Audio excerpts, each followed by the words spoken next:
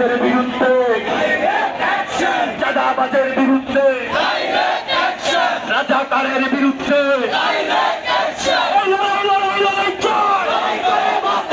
বাধা দিলে বাধ্য লড়াই। এই লড়াইয়ে জিতবে কারা? যুগে যুগে জিতছে কারা? অপষ্ট সংগ্রাম, চালালু না রাজপথ, ক্ষমতা না জনতা।